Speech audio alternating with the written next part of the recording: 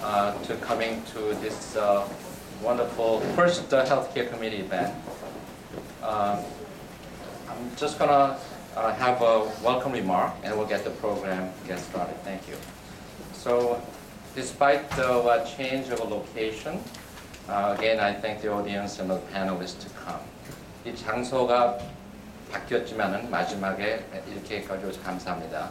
The reason we changed last minute, I'm sure you may have heard that Speaker of the House, Nancy Pelosi, decided to come to Princeton Hospital to give a speech, and she's apparently doing that as we speak, and where we were supposed to have a meeting. So since she's Speaker of the House, we're glad to give our room for the good of the country.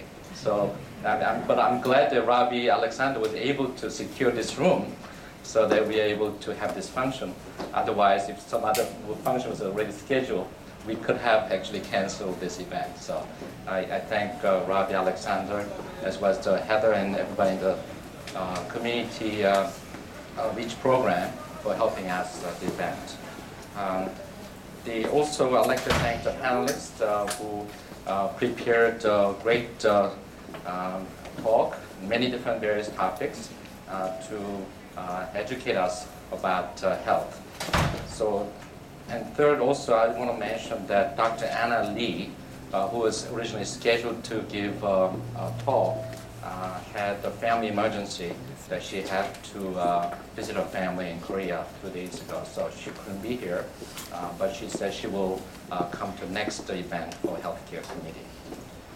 And also I'd like to thank Mrs. Jo, who personally delivered the Korean delicious food all the way from Madison, so we'll enjoy it a little bit later. I'd also like to thank the KCCP Executive Committee and Healthcare Committee members, as well as the PR Committee members, who worked very hard to let everybody know about this event. And also I'd like to thank Leslie, who is gracious enough to accept the role as moderator, who will be moderating this session later. And also thank my wife Alice, who made 40+ phone calls last night for the change of location. I thank her, and she's right now at registration desk. So without further ado, we'll proceed with the presentation. Thank you, Leslie, for coming to moderation. Our first speaker is Dr. Aloysius Rho. He practices at Princeton Gastroenterology Associates. He specializes in liver disease. He had his undergraduate degree at Wesleyan University in Connecticut. He went to medical school at SUNY downstate in Brooklyn. He had a fellowship training in gastroenterology and liver disease at Brown University. And today he'll be speaking on digestive system health and H. pylori.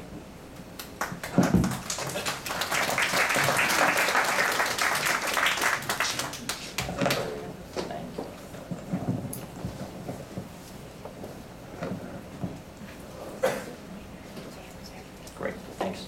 Hi, good afternoon. Thanks for showing up. Let me stand over here so that everybody can see. I think this is a great venue to start introducing the community to certain important topics, and it's a great opportunity to speak to all of you, and it's great to see so many familiar faces too. So many of you who may know me, you're going to hear a lot of the same things that I always talk about in the office, but especially with the Korean community, I think it's very important that we focus on stomach care because it's a very serious topic and not very closely looked at here in America. So onward, just a couple of quotes to just think about stomach health and what keeps us healthy. Happiness is a good bank account, a good cook, and a good digestion. So many of that may be true. And 10 times you must laugh during the day and be cheerful. Otherwise your stomach, the father of affliction, will disturb you in the night. So many people talk about what makes us happy, what makes our stomachs happy, what makes our stomachs bad, our overall health. And second, only to mental health, stomach disease causes so many problems during the daytime. If you can't sleep at night, if you have stomach aches, many of our functions revolve around food. and if we can't eat well, we don't usually function well. So I think this is a very important topic. So in talking about what happens, there's so many different things that can happen because people are very different. So we have to talk about what goes in, what happens in between, and what comes out. And all these different systems are involved in this. So everything from the esophagus and stomach right through to the small bowel and the colon. And because there are so many different areas that can affect what you eat, this makes diagnosing and figuring out problems sometimes difficult. But this is where playing detective work really does help a lot. So when you talk about how to keep yourself healthy, you often think about what can go wrong. So going through the system, a lot of people can suffer from heartburn and reflux, where acid can come up from the stomach into the chest. Ulcers in the stomach can be formed, many because of aspirin and other pain relievers like Motrin and Advil. A lot of people can have food allergies and intolerances. These are very different things. With food allergies, you can have strong reactions and even rashes, itching on the skin. Whereas with intolerance, maybe just some gas and poor digestion, you don't feel very well, constipation or diarrhea. H. pylori is a pretty serious infection that I'm going to bring up in just a little bit. And then 2 big points, stomach cancer and colon cancer and polyps. So these are the things that can happen in the intestinal tract, and some helpful hints on how to go about figuring things out. If you're not familiar with what heartburn is, this is what heartburn feels like. Many people describe it as warmth or even like a burning or a fire coming up from the stomach into their chest.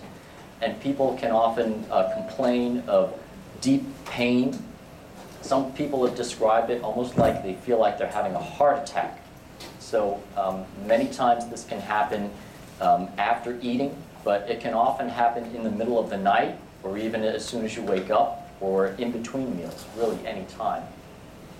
What seems to happen is that acid from the stomach seems to come right up into the esophagus.